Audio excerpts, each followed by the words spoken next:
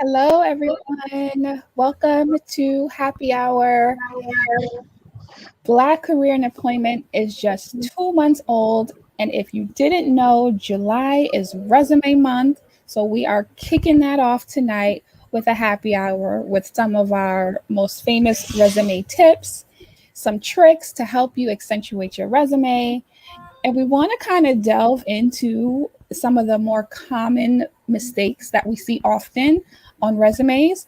I am joined by my admin mod team. I have Akeelia with me. I have Matt. I have Natifa. And I also have some professionals who have experience with reviewing resumes and hiring. I have Miss Vanessa Kowick with us. I have Miss Teresa Colic. Iris. Colic. Colic is a sick baby. I'm so sorry. We also have Miss Corrine London Mitchell, and we also have none other than Mr. Andre Aparicio.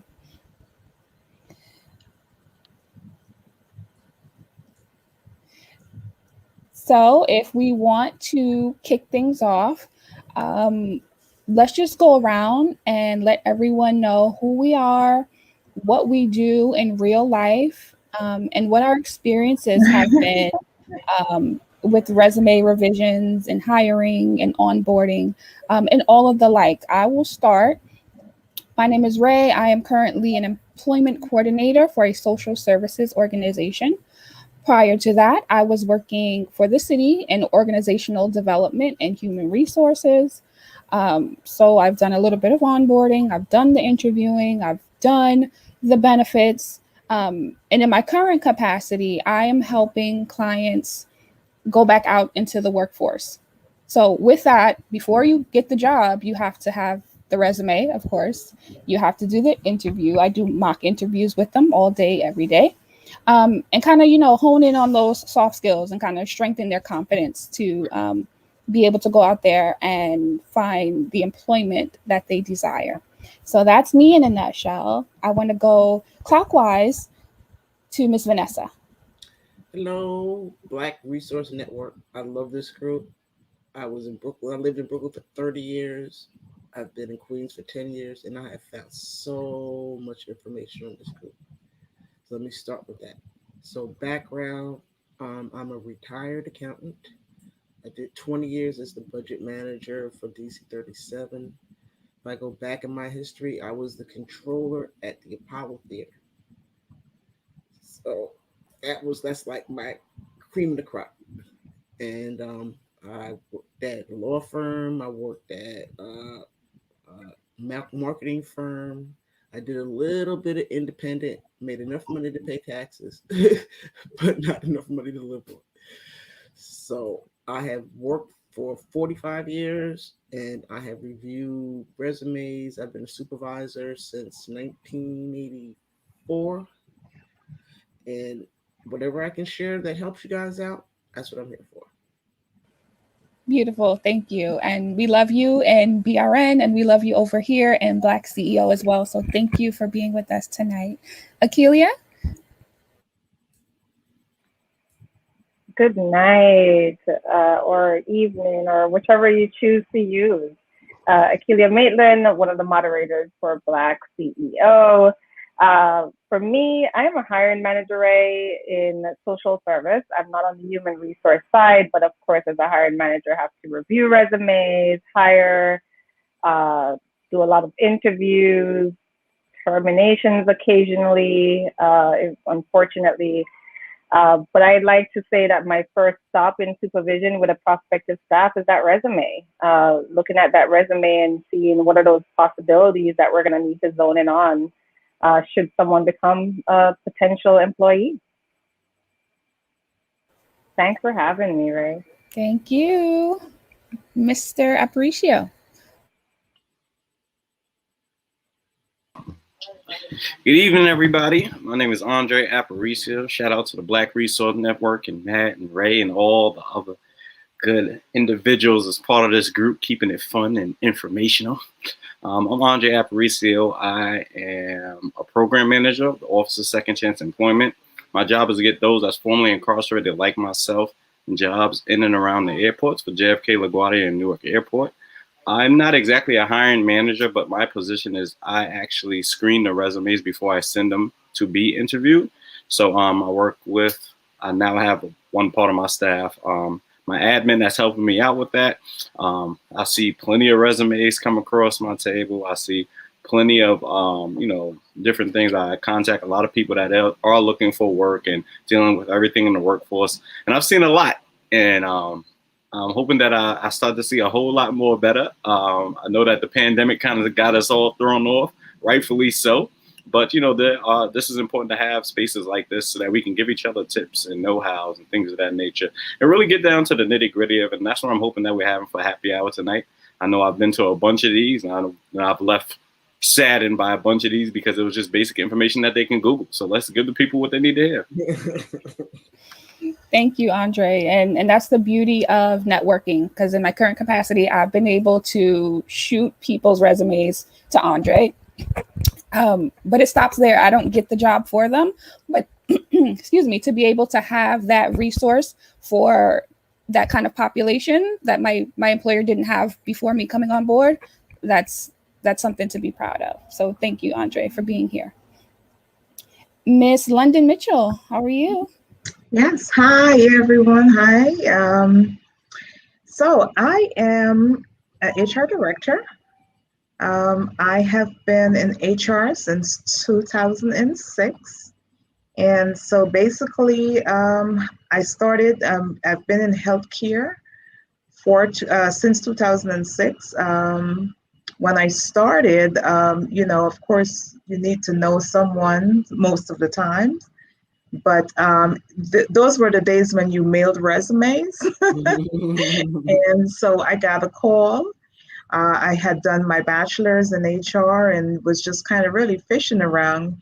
And someone saw my resume, had no experience, but they probably saw something in that resume that led me to that position. Not only did I get the position, they offered me more money than they were planning to do. So I worked at a hospital, a large hospital first, and then I moved on to a nonprofit. We serve patients who are underserved. So in my different roles throughout my HR capacity, I've been a recruiter. When I came to my current employer, I did not have a recruiter. Actually, only 2 years ago, we've had a recruiter, but I juggled everything else, so obviously those resumes, they passed through me. And even more so now, my recruiter deals with a lot of permanent positions and direct hires, and I still work with agencies, so I still do have to take a look at those resumes. So I've written folks' resumes for them. And of course, I also sourced and, of course, which, looked at the resumes, which led to employment. So it's definitely you have to know what you're looking for. But I must say the resumes does not always give the big picture. Sometimes, there's a screening process and all of that. So I'm involved with all of that. I think I like it better, if you see the potential, at least reach out to the person and call them and see what else, they have that you may not be viewing on that resume. So thank you for the invitation for being here. And I look forward to sharing, my expertise and my experience with you guys. Thank you so much. You're welcome. Natifa, how are you? Hi, good evening. My name is Natifa Lewis. I've been a city employee for about 15 years. About 7 to 8 of those I have served as a hiring manager, supervisor mainly. Mainly focused on sometimes interns, consultants, and the occasional full timers. I've also done some resume writing for friends, colleagues, mentees, and revisions. So I still get pulled in. I'm on the computer science side, as I said, so I've gotten pulled in um, as recently as just before the pandemic into some of the technical interviews. So a lot of what I look at these days are more on the experience level rather than the entry level, but definitely from that part. So I am happy to be here and look forward to sharing things from that perspective. Thank you. And we definitely need that perspective. So thank you for being here. And last but not least, Matt. Hello, everyone. Hi, BRN. Our panel is amazing. I can't tell you how excited I am that we have this group, and I'm actually a part of the moderating team. It's like I do this. When you do something already, and you get the part of do it greater and bigger, and this is it right here. Andre is my brother. Um, I worked with Akeelia before. Natifa, I've recently met her, but we've connected on a couple of things already. So it's amazing to match names to faces with the rest of our panel and to meet Ray. I come from a background the last 15, 17 years in retail management, supervisor or manager. And like a lot of you, I've seen a lot of resumes, some good, some great, some awful. So it's definitely needed a resume review place for our community, and also a career employment group. I'm big on referring people. I remember I met a young man on a bus. He was talking to his friends about looking for work, and I didn't know him from nowhere. And I said, "Hey, I heard your conversation. You sound like a good young man. Do this, come here. IKEA's hiring." And 30 days later, he was there. I didn't even remember him, but it's part of the spirit that I think all of us do is that, like we said, if we can lift someone up, despite what we might see in our face or read on paper, and help them grow from that moment, that's what I'm here for. I'm here to do that. So thank you, everybody. Absolutely. Thank you, Matt.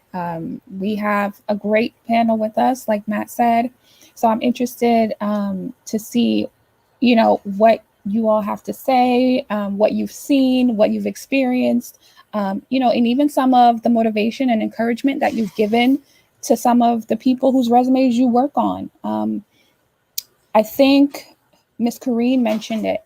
A lot of times people sell themselves short on their resume. So when it comes time to go and review it and revise it, you kind of have to pull it out of them. We do so much that we leave a lot off. Oftentimes, we kind of just put the main things that we do. And I've seen that a lot with some of my clients.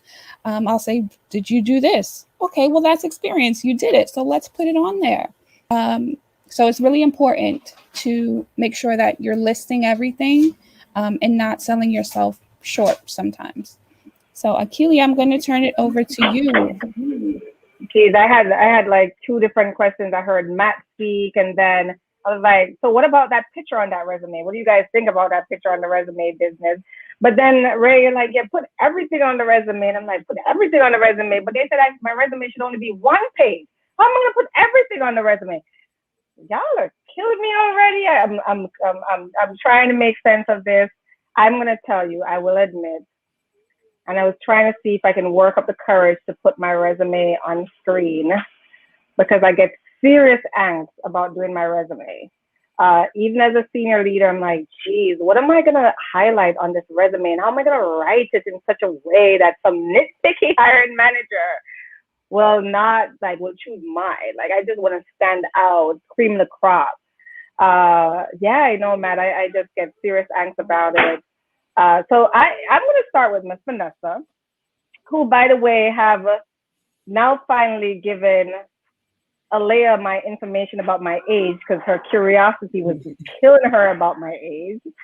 But since you are, our oldest in the room, in terms of experience, the folks don't get it twisted here. Don't get it twisted. I'm not calling out.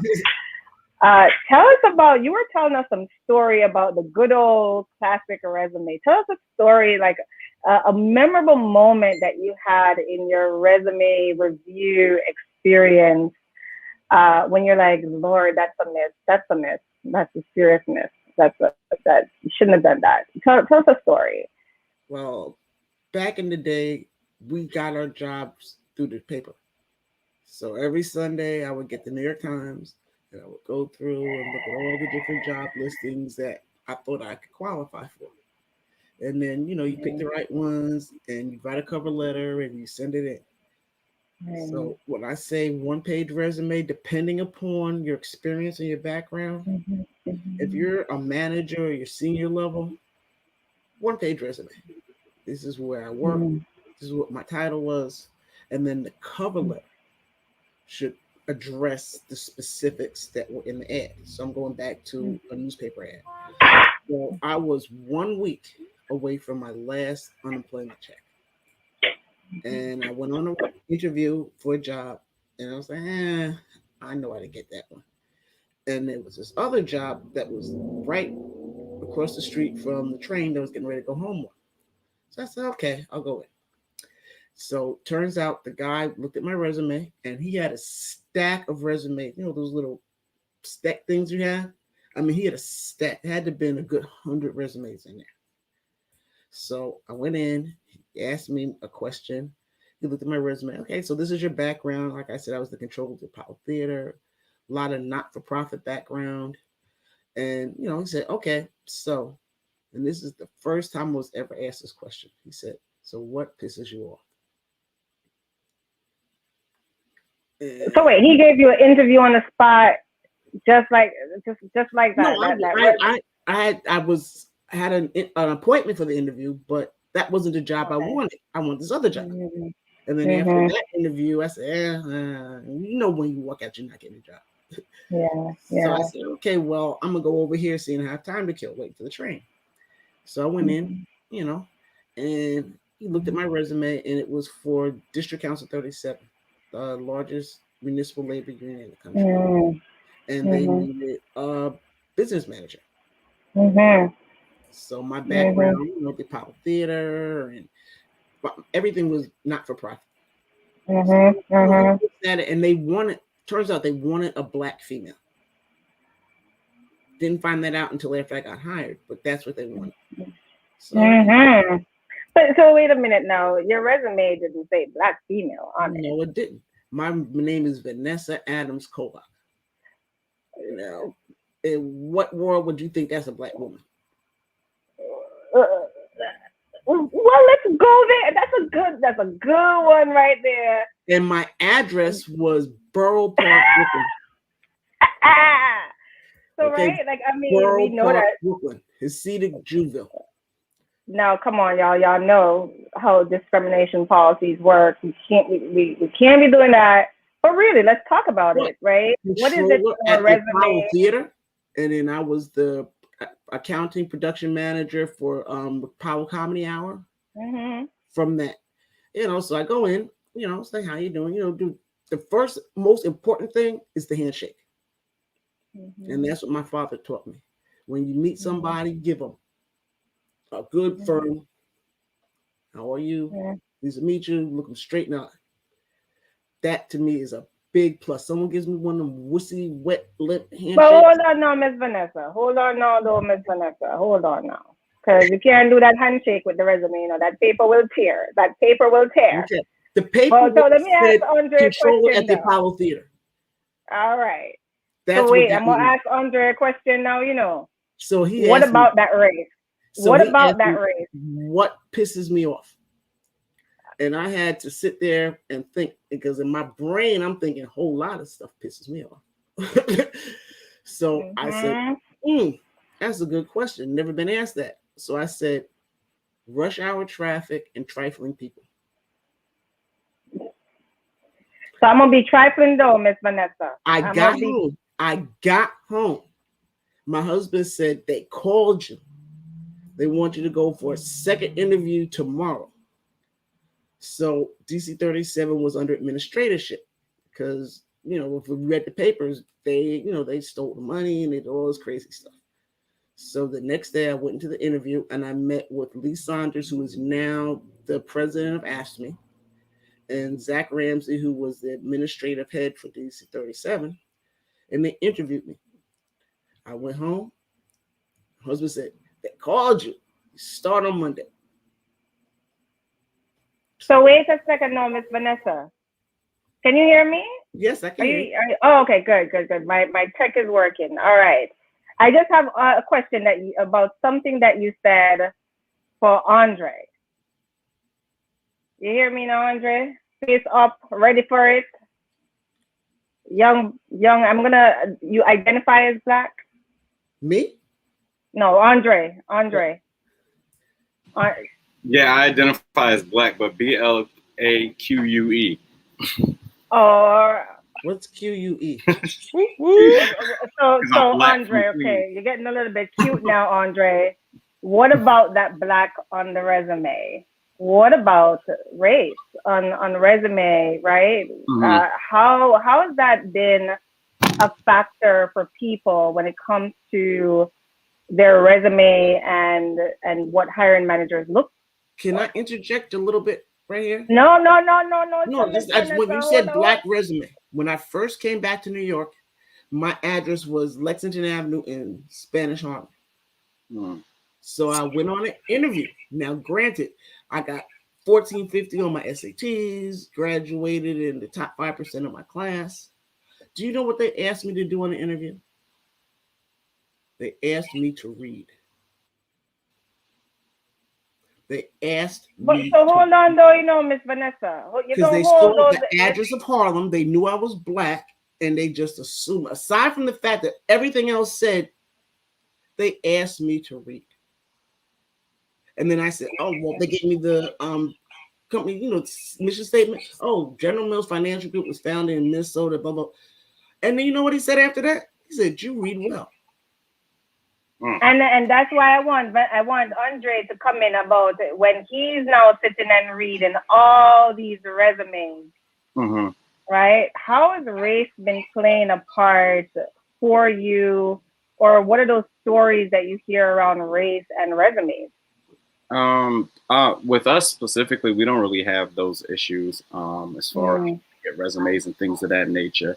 But just my experience, as far as the resume is concerned, and once you actually get in there, being black, they try to make it as uncomfortable for us as possible anywhere, so it doesn't change in the workplace or anything like that. Because my last name is Aparicio, a lot of people don't know I'm black until I show up. They assume so many different things. Exactly. Right? So then after that, I find that they're more intrigued once I start speaking because, I'm young and I'm black and I'm a male. So I, honestly think they assume that I'm going to speak a certain way or maybe, and I can do whatever I choose to do. But, I always choose to make the best possible decisions for what I want and what I'm working with. If I was to give anybody advice about that, it's just really and truly, like, even with me, when I'm speaking to individuals, I just love the flow, the fluidity and confidence that you have. You want to make sure that you have that confidence when you're having that conversation, because sometimes I at one point I went from going from mentioning my background in the interview until it stopped being an interview. It turned into a full scale conversation. Like we had just like, hey, that was that, but this is what I've been doing now. This is where it's going, and that's actually what got me hired at this job in particular. I thought it would be, it was interesting because it was several opportunities applying for this program manager. I had to do several interviews on the phone, in person, another in person, and then I had to actually meet with Port Authority. And me being young, black, and doing well for myself and things of that nature. I was a senior counselor at the outpatient treatment program, but this position was kind of like, and then the whole Port Authority thing put it like. But I always tell people, you're going to be you regardless. So I always encourage you to be you, but be the best you, so that there is no surprises. You know what I mean? You can actually meet at a level where it's kind of in the middle of what you're comfortable with and what exactly they expect from you, and get into that place.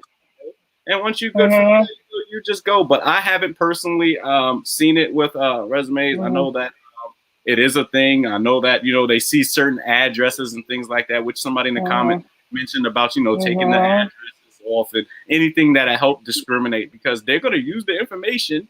We're going to look at it. And honestly, if I'm looking and I have a job opportunity, but it's 6 a.m. and you live in the Bronx, I'm going to ask you about that. Because but wait, Andre. I saw a question in it, Andre. I saw the question in the chat, right? Uh-huh. When we talk about being judged on the resume, Kareen, Karen says my first name is Karen, and she always gets a call back. I saw the question, but the comment is the part that is getting me. Like she's a Karen, and I always get a call back. Karen, I love it.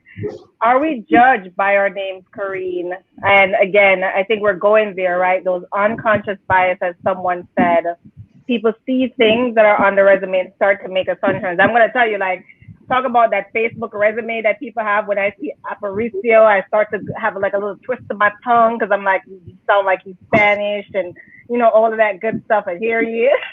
he's, he's BlaQue.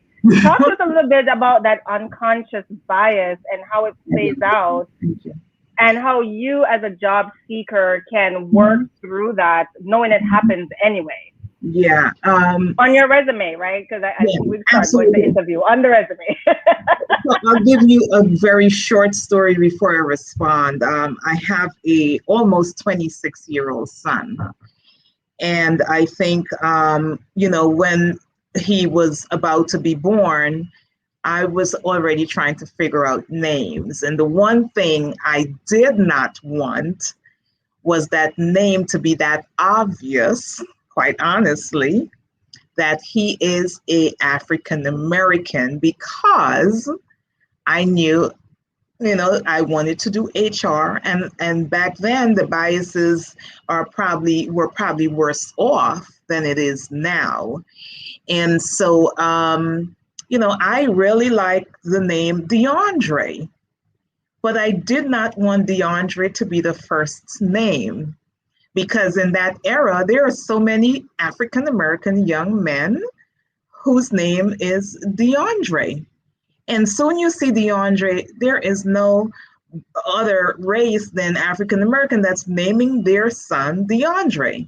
So lo and behold, my husband and I did not agree. He liked DeAndre. He's named DeAndre. And I can see those biases now, right? So I had that premonition that this was going to be something. So it's important how you name your children. So now to answer your question, I've been in HR. No, wait, 1 second. I will stick up to it because Matt is saying I don't know what you're talking about because I hired a Dondre. Let's get the pronunciation. A Dondre at Game Station. But come on, look at what we shared. You see the tone, Matt. Of course. I mean, that's what this network is about. But continue, Miss Curry. Continue, Miss Curry. I'm not saying they don't hire, but there are some biases. I mean, sitting from my end of the table. Mm-hmm. I am a HR professional who, for me, it does not matter. Mm-hmm. Does it happen to some of the hiring managers? The hiring managers, if you don't provide that training for them, they are looking at those names. They are looking, okay, if they're Hispanic, they're looking at that person Hispanic name. If they're African, they're looking, so yes, there are those biases. So I actually brought that twist to the organization, and even my CEO, who is an African American, I have to pull him up sometimes. Listen, it's called diversity and inclusion. Not because we are a company that's, yes, we know we are a mission and all that thing, but, you have to hire, whether you're Spanish, whether you're Caucasian, so that's the one thing I brought to the table. But I encourage managers, and if I see a pattern, I would pull them and let them know, no, I see a pattern. So some of them make it very obvious, but yes, the biases do exist. And so I think it's on leadership, your HR profession, whoever that person is, to pull that person and identify, let them know you are discriminating. Mm-hmm. Yes, but you see, the Korean, the challenge though is, right, of the hundreds of thousands of job seekers out there, there's not enough folks who are as astute and as inclusive as you are.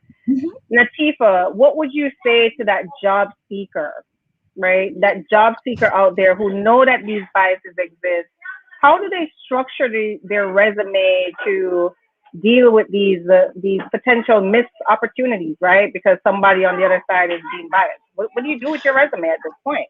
I mean, I think you have to look at it depending on when you're looking for a job. As someone coming in as an entry level or whatever it is, a lot is sometimes stacked against you. You're unknown. It's unfortunate that these biases are there, but you have to admit that they are. And even like you don't need to change your name, but for example, if I said that I didn't want someone to know that my name is Natifa, I could put N.A. Lewis. Okay, I could use my initials and then show up with myself and show why it shouldn't matter what my name is. I have and I have I guess it's one of my things that bothers me that sometimes we as minorities sometimes are the ones who hold up these things. And I'm coming from a culture that's like very dominant with like British stuff and whatnot. um but we are the ones who say that we shouldn't name our children that. No, all of my children have names that mean something, and a lot of them have it came from the meaning, not from whether they're going to be accepted. I did not want a William or I don't know, a Richard. um because I think that you need to come with your authentic self. People ask me, is there something else they can call me? No, my name is Nathifa. Okay, it means purity. It means my name means pure life. I don't need any other name in whatever space. And I think Mm-hmm. on the resume, you can decide, like, as you build experience, it shouldn't matter because Mm-hmm. your body of work should do for yourself. If you're uncomfortable when you're starting out, find ways to use your own name in that kind of way. As someone in IT, besides the name, also gender comes into play. That's another Yes. bias that comes there. Yes. So as a N.A. Lewis or a Nath Lewis, it may not be as clear, am I Nathan or am I Nathifa? I get calls all the time from Mm-hmm. those collectors asking for Nathan. I'm like, I'm not Nathan. I don't know who you're talking about. So use the same things that work against you in other places to your advantage. Create that ambiguous Mm-hmm. and then show up and show who you are. In Mm-hmm. my current job, when I got that first interview, they didn't exactly know what to do with me because I came in with my full afro, whatever it is, in a agency that predominantly does not have people who look like me in the roles that look like me.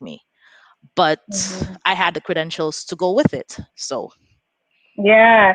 No, Yeah. look, thank you, Nati, for that piece. Aliyah, just in case you're wondering, my name Akeelia means logical, intelligent, one who reasons. But for a while, I did not like my name because I was teased endlessly growing up about my name. And then, through some Black identity business, I learned that it's Kiswahili and all that good stuff. I just love putting my name because then people start asking, so what? Oh, your name is very pretty. What does it mean?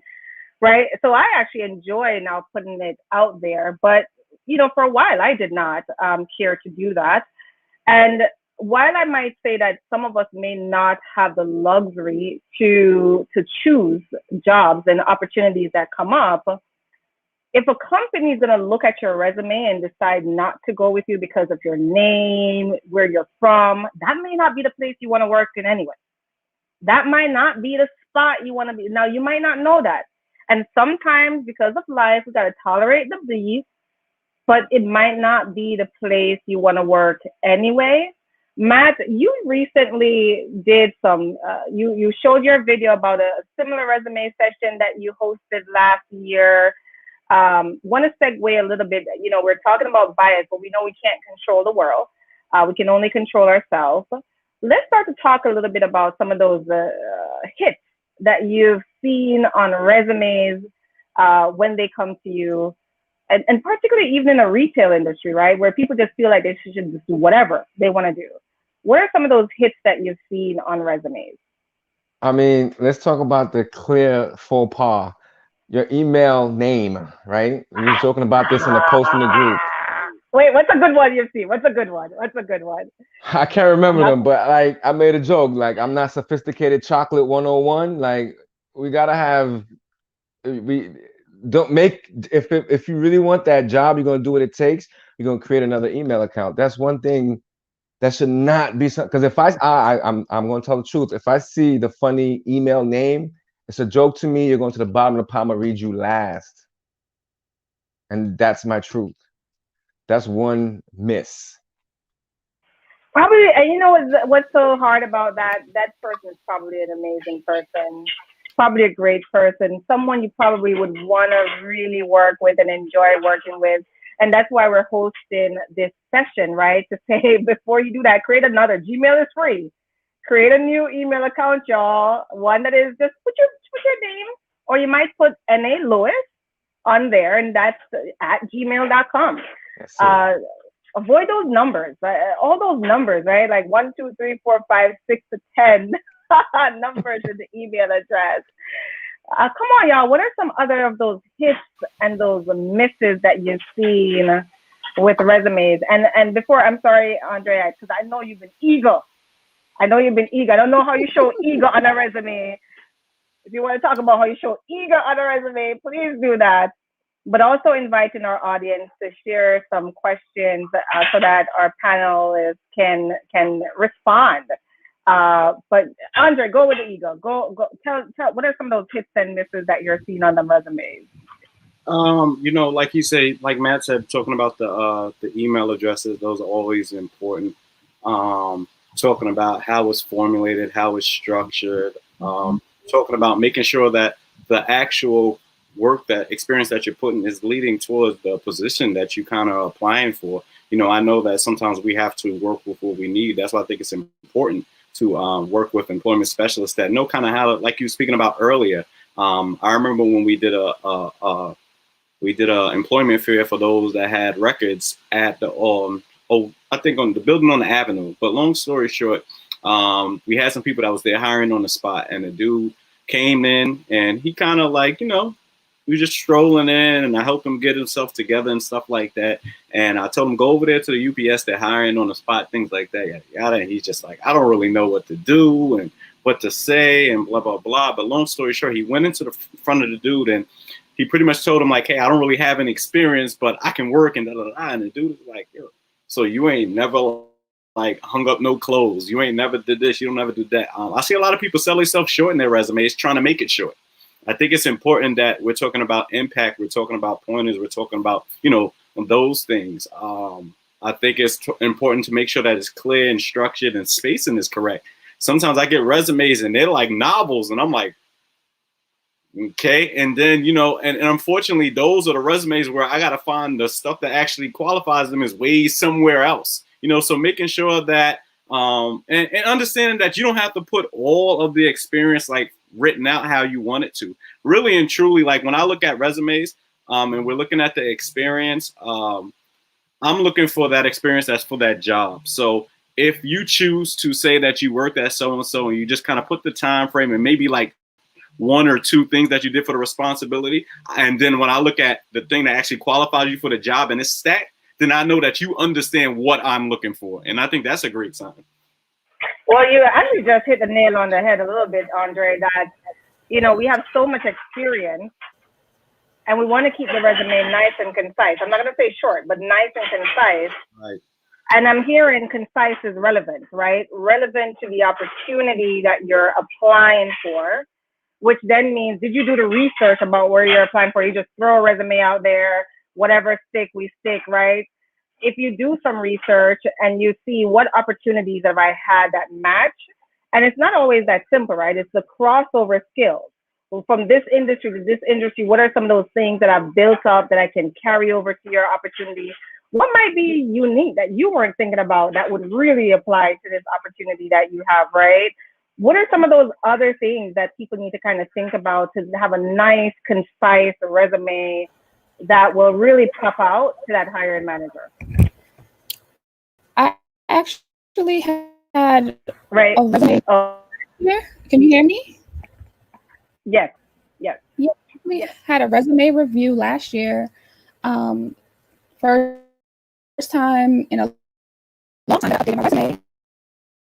And the review goes, you do so much.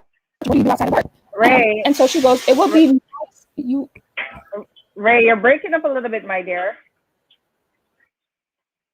Can you guys hear me? Fortunately, yes. Fortunately, resumes don't give that problem though. But we're going to talk about the technology side of things and transmittal. But yes, you're good. You're good. Okay, cool. So I got a resume review, and she's like, "You do so much. You have so much on here. What do you do outside of work?" And so she goes in to say it would be nice if you had a volunteer section or community involvement section. And I thought that was great Ray, to play on, especially. You can go to I the bet next you that person. story is I'll put really it in the good though. chat. I'll put in. Yeah, because I bet you that story was really good too. You know, man. I heard part of it from the sped up part that they were asking her what she does outside of work for the volunteer, and to put a community and volunteer Ah. section. I'm not sure. We didn't want you to tell us all the tips. Oh, Latoya said she get the gist.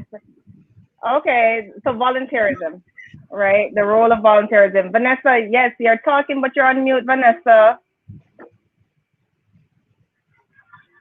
My mic is muted. Yep, yep, yes, yes, yes. Hearing you. Okay, you can hear me now?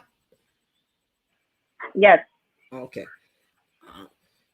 The thing about that's why I said a one-page resume, especially when you have a long career history.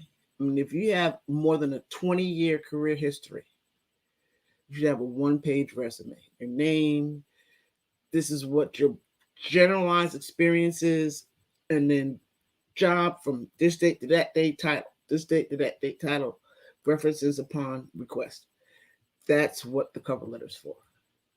So in the cover letter, it says, okay, I have a background not for profit. I have a background in law firm. I have a background in this and that. So and again, I'm talking back in the olden days when you had to do a newspaper response. There wasn't no net links and pictures. The cover letter addressed what they were looking for. So in my 5 years experience with this company, I did blah, blah, blah, blah, blah, blah, blah, blah, blah. In my 10 years experience with this company, I did blah, blah, blah, blah, blah, blah, blah, blah, blah. And I believe that I would be a great fit for the job opportunity that you're advertising for. And I look forward to having the opportunity to interview with you and share with you what I can do to help your corporation, your company move forward. That's what the cover letter is for. It's ancient experience now. And then you're talking about pictures on LinkedIn. If you have a picture, there's no doubt who you are, what color you are. So Yeah. you go LinkedIn and you got a picture. Yeah, I'm black. It's clear. Right. But back in Right. those Right. days, there was no black. What I learned from someone that said something before, don't put your address. Just put your name. Because if I say Lexington Avenue, I'm in Harlem, and that's where that can you read thing came from. Just put your name Right. and then put your experience, the jobs you had, the years that you worked there, your title. And then in the cover letter, you address the specifics because you always have a resume that you can just shoot out just because it's there. So just adding that.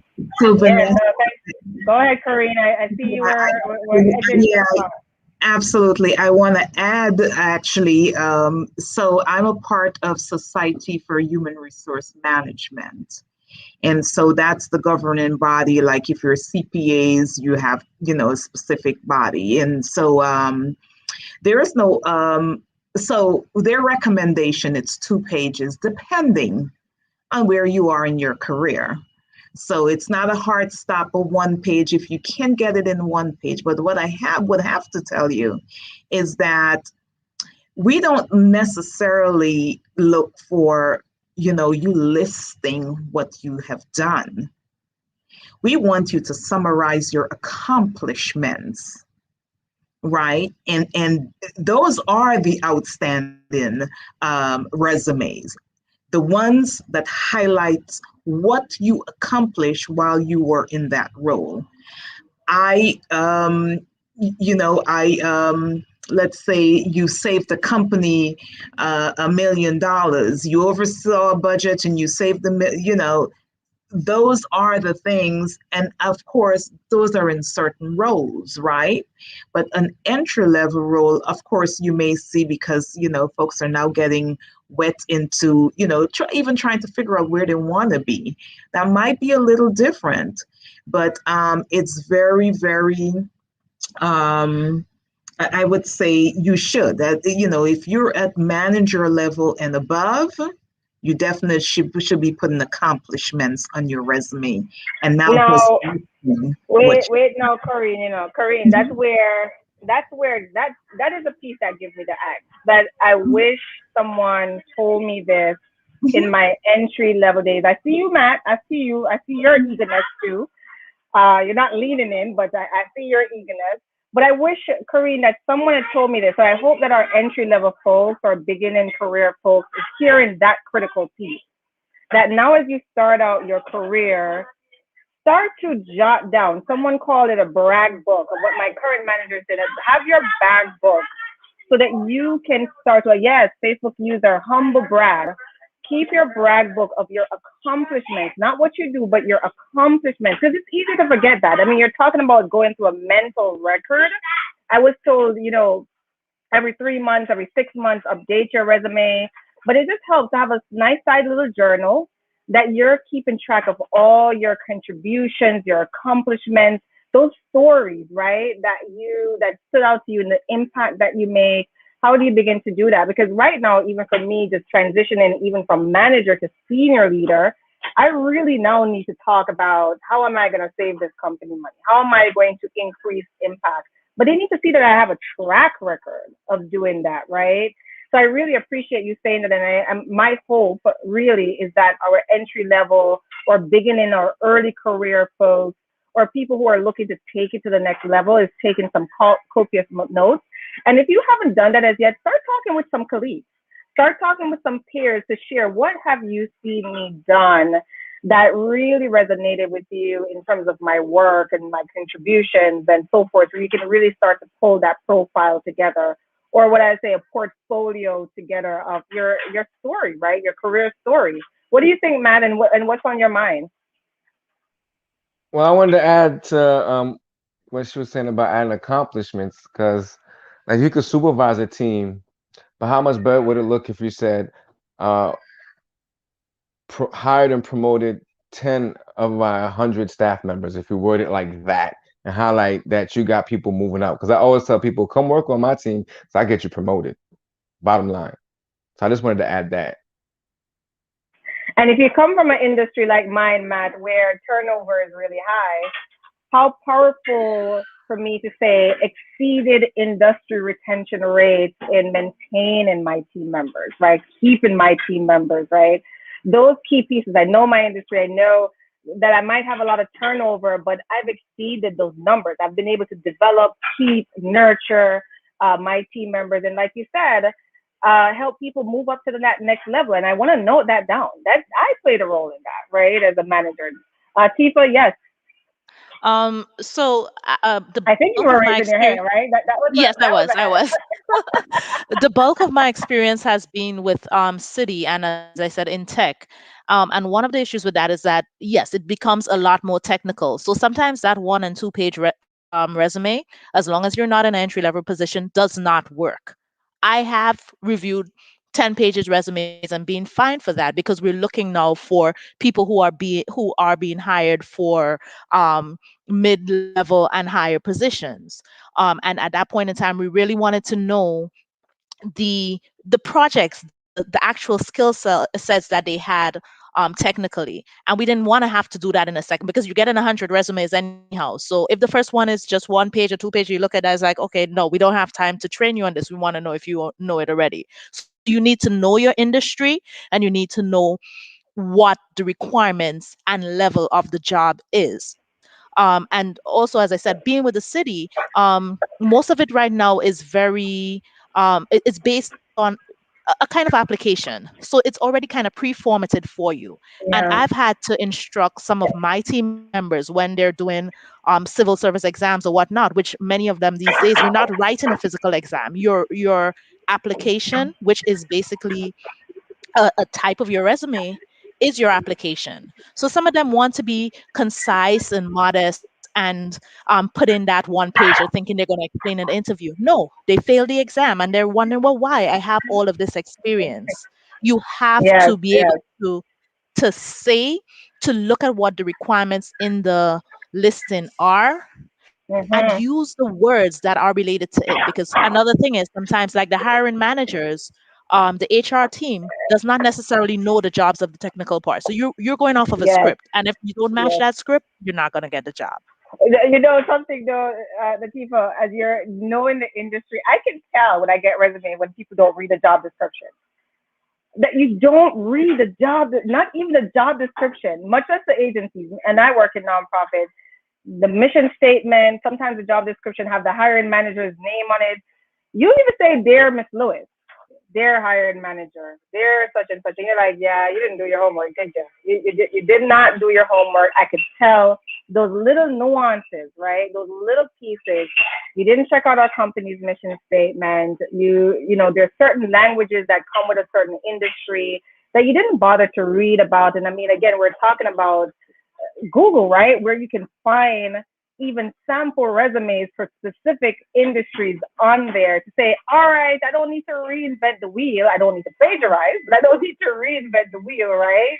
In how I present myself. But it's those little things that you're saying that come out for a hiring manager. And a lot of people don't know that. Like when I'm looking to see how meticulous you are with your resume.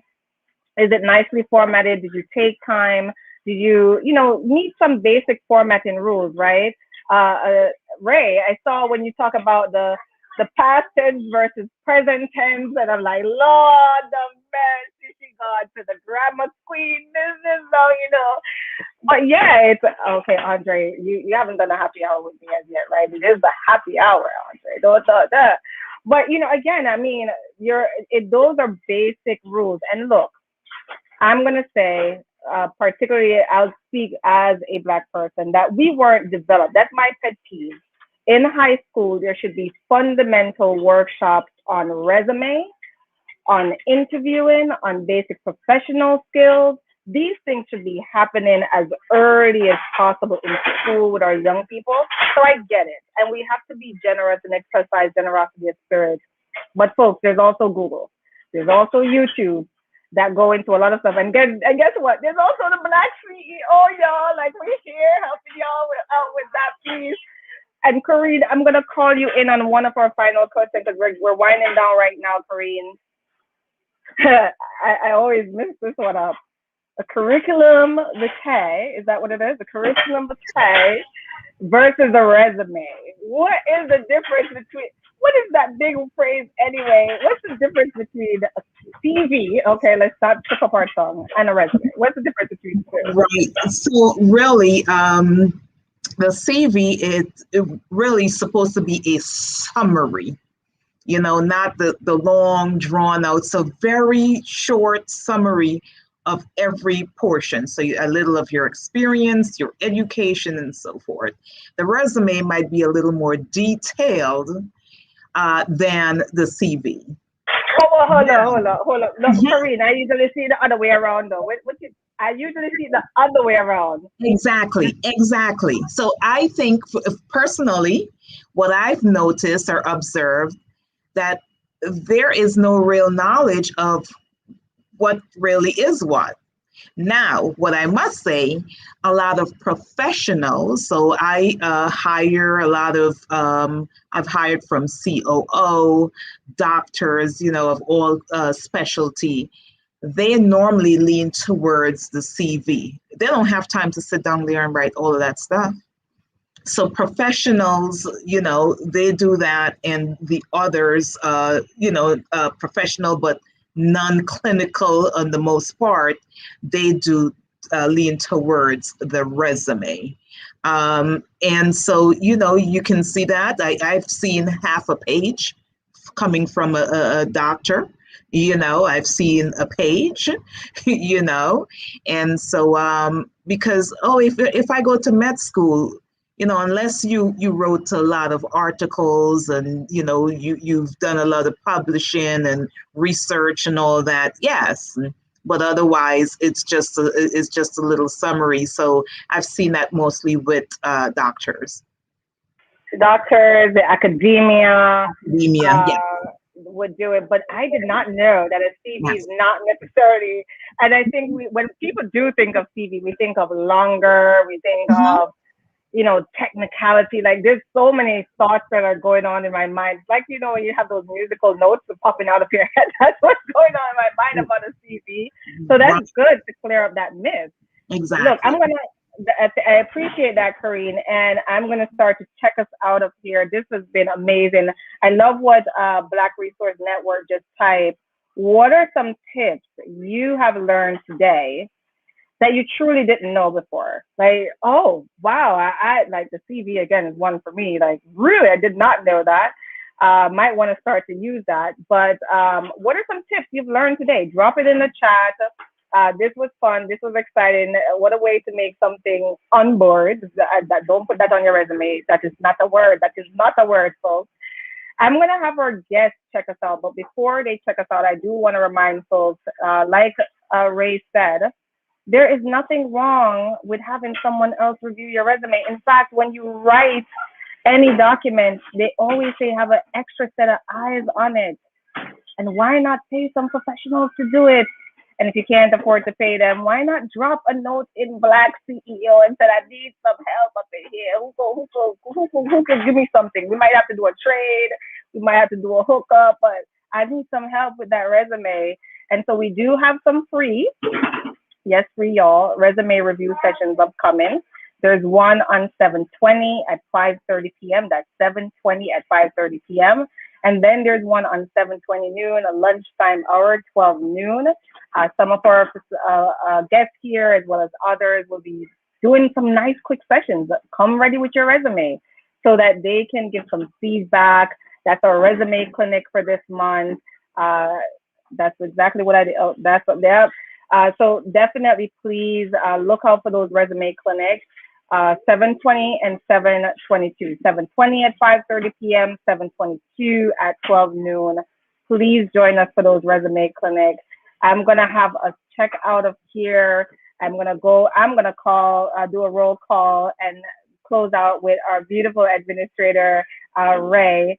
But before I do, Andre, what's your one uh, checkout. Now, hit a tip or a miss that you want to pick one of those, whichever one.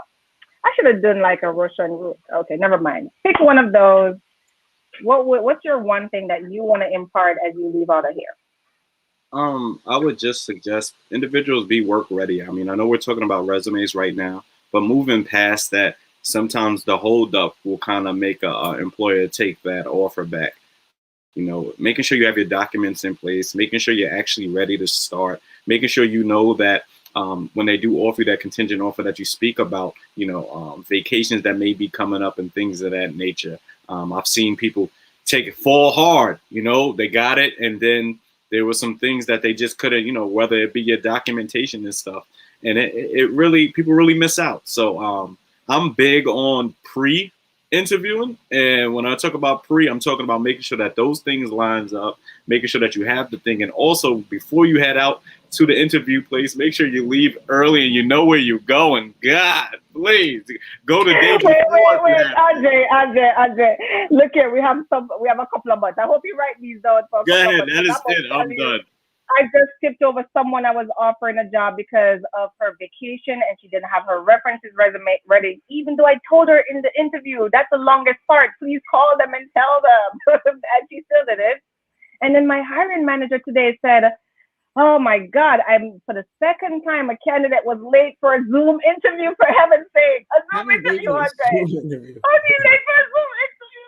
Well, okay, Latifa and Ray, I know I was late yesterday, so let me not. Latifa, go ahead. What's your 1 point check out of here? Don't lie. Okay? Massage your language. Make it look nice. You're the person who changes the light bulb, say, you're the electrical, whatever it is. I don't care if you do that, but do not lie. Do not state a skill that when you get to the interview, you cannot in any way substantiate, because it's like, next, don't even come back to another one. I'm an electrical manager. Whatever. Can I add one last thing? I manage the systems. I didn't say I was a manager of staff. I just said electrical man. Go ahead, Vanessa. Make sure you spell correctly. I cannot tell you how many resumes I've looked at. There, THERE, there, THEIRE, there, THEY, apostrophe R. If your spelling and your grammar is not correct, you're going in file 13. I don't care if you graduate from MIT, but if you cannot spell, and this is in the days before Google is spelled correct. Vanessa, I can get the THIR. I could get the THER. No, But I can't. THERE. Right, I can get you mixing those up. What I cannot get is the obvious like resume. You know, you jacking up like straight things that don't have similar sounds to them. And just to make it a little funny thing, my father had a master's in education. And he would call me up and ask me to spell little simple words like you gotta do what you gotta do. You know what I mean? Now like, that you guys got all this Google and spell check, we didn't have no Google to spell check. Wait, isn't there one called Grammarly or something like one of them I'm things? talking about 1983, 1986. There wasn't no Google. We had to go to the library and look up the card catalogs and bring a bunch of nickels and make copies and stuff.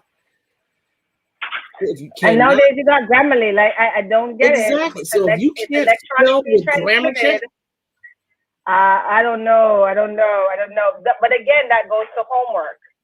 If I see that you don't even take the time to take care of yourself, because this is self-care, this is professional. If you don't take the time to take care of yourself, why would I want to entrust exactly? If you don't even know enough to take time to spell word correctly. Oh Lord, and I'm an accountant, and we're very exacting. So if you can't spell word correctly, how am I going to bounce my books? Corrine, what do you got to say for us to close this out? Well, still treat interview as an interview. You know, do not show up in a t-shirt or ruffled clothing, or your hair is haywire. It's okay to have your Afrocentric hair, but not let it, at least let it look decent, let it look decent, especially in this virtual platform. Just do not look like you're rolling out of bed and you're next to the bed and the sheets are there. This virtual platform has really, really showed up a lot. So I would say definitely groom yourself. Of course, you don't want, yes, there have been times where, a nurse would come to an interview with scrubs. We understand that, maybe she's coming from a prior job. That's fine. But don't come with the jeans. I've had where folks have, I can't find a babysitter. They brought their kids. At least let us know ahead of time so we can make accommodation, because some jobs do have that accommodation for you. So just be mindful of those little things, which, in the eyes of professionals and the hiring managers, it's really, a pet peeve for us. Yes. Corrine, I would say groom your resume. Groom your resume. Yes. Let's start with the groom your. When I see them, the formatting lines are all over the place. Groom. And the difference. And let me tell you something, Corrine, and bad habit going over time because Ray's gonna close us out. Mm-hmm. Not just groom your resume. There's this notion, and I would say that I can only speak for my people. I hear it amongst my people, as in Black people, Black queens, Black wherever. This notion of being real. I'm gonna be real, or I'm trying to be authentic. And what someone, a coach, right, because who's on your team, said to me is, what being real and authentic is is really knowing who you are and how you choose to show up in any given moment. Absolutely. So if this job requires this, if your resume requires this, how do you show up authentically, but within the context of what is expected of you? You don't have to compromise yourself, but it don't mean you just put yourself however you roll out the bed, however you want to roll. And you see it sometimes in the resume. It's just sloppily put together, no formatting rules. Like, I think, Tifa, you talk about even just kind of converting your stuff to a PDF. I know that's a little bit, sometimes a lot of folks don't know that, but things to make sure that your resume is well groomed and ready to say that I am someone who care about things and I'm diligent about that. Ray, look, this was exciting. Akila, just one more thing before we go, and I know Vanessa is probably going to look at me a little funny. The cover letters, it's actually going to be a thing of the past. I told you I was a dinosaur. Corinne, I will tell you that I don't even. So don't get hung on the cover letter. Corinne, I can tell you right now. I'm going to tell you right now. I'm a dinosaur. Yeah, Corinne, I will say that I have 5 positions posted right now. I don't have time to read all those cover letters. I have an RFP. I have this to do. I don't have the time. I look at your resume. And I actually said this to, and Ray, I'm going to hand it over to you in a sec. I said this to a colleague of mine. We were looking at some resume and we see entry-level position. And I said, look, I get it, but I really just want to see this person. I want to see their disposition, their posture. How are they showing up? How are they presenting? Once I see that you have a nicely formatted, well-written resume, you've articulated some pieces, I might put some reading to say, I'm going to ask you some questions here, those gaps in the resume. I want to know a little bit more about that. But what's important for me is that you come, because my responsibility as a supervisor, not as a hiring manager now, once I've hired you as a supervisor, it is my responsibility to develop you to the best, in the best way possible. So if you don't have certain things together, it's all right. But are you ready to learn? Do you have a strong disposition? Are you ready for the kind of work that we have to do? Those are things I'm assessing, because I'm going to want to know, how am I going to best support you in your development and in your career journey? Ray, close us out with, this was amazing. I really appreciate it. I know we could go longer. I hope our audience really enjoyed it and got some tips. Definitely close us out. And again, thank you for this opportunity. Oh, thank you all for being here. One of the last tips that I have is probably the last thing that we think about. Save your resume as your name. You don't know how many resumes people get on a daily basis. Make sure that you save it as your name. Not only that, save it as a PDF as well from a Word document, because those formats and all those lines and sections will get mixed up and you won't have a resume at the end of that. We are having our resume review on July 20th and July 22nd. If you're available for either one, if you want your resume reviewed or if you want to review someone's resume, there are spots still open. I will put the link in the comments. And I want to thank you all for joining us. Hope to see you next time. Good night.